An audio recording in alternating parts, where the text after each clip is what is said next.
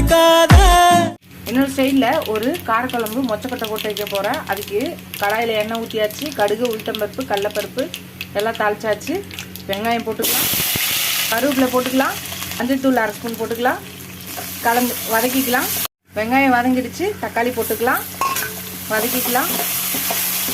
இப்போ காய்கறி எல்லாம் போட்டுக்கலாம். உருளைக்கிழங்கு, கத்திரிக்காய், கருணக்கிழங்கு, வாழைக்காய் இது எல்லாத்தையுமே போட்டிருக்கேன். இந்த அளவுக்கு அரிஞ்சு போட்டுக்கலாம்.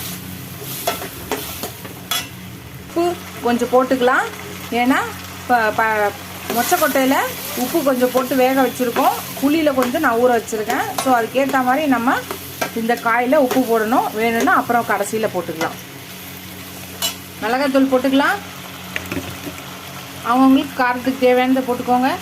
நான் ஒரு 4 ஸ்பூன் போடுறேன். அவங்களுக்கு காரத்துக்கு தேவையானதை போட்டுக்கலாம். எல்லாத்தையும் வதக்கிக்கலாம்.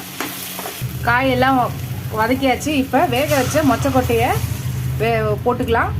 நைட்டே ஊற வச்சு ஒரு 5 விசில் வச்சு எடுத்து வச்சுருக்கேன். உப்பு போட்டு அதையும் போட்டாச்சு. தண்ணியோட வேகட்டும். தண்ணி நல்லா காய் முங்குற அளவுக்கு இருக்கட்டும். காய் வெந்த பிறகு பார்க்கலாம். ஃப்ரெண்ட்ஸ், காய் வெந்துருச்சு. இதில் ஒரு லெமன் சைஸ் புளியை ஊற வச்சுருக்கேன். இதை கரைச்சி அதில் ஊற்றிக்கலாம், கரைக்கலாம்.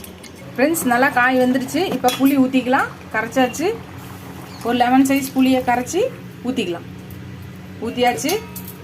கலக்கிக்கலாம். கொஞ்சம் பெருங்காயம் போட்டுக்கலாம். கலக்கிக்கலாம்.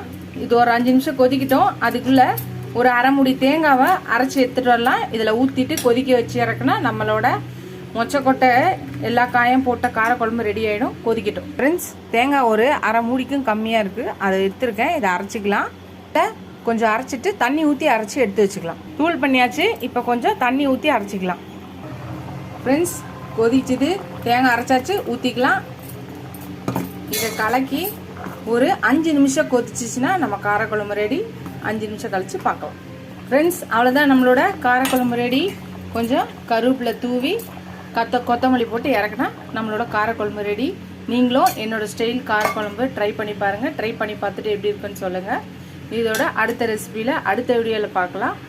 என்னோடய வீடியோவுக்கு சப்ஸ்கிரைப் பண்ணிவிட்டு ஃபுல் வீடியோ பாருங்கள். உங்கள் ஃப்ரெண்ட்ஸ்க்கு என்னோடய சேனலை ஷேர் பண்ணி சப்ஸ்கிரைப் பண்ண சொல்லுங்கள். Keep supporting my channel. Keep வாட்சிங் மை ஃபுல் வீடியோஸ். என்கரேஜ் ஃபுல்லாக இருக்கும் எனக்கு.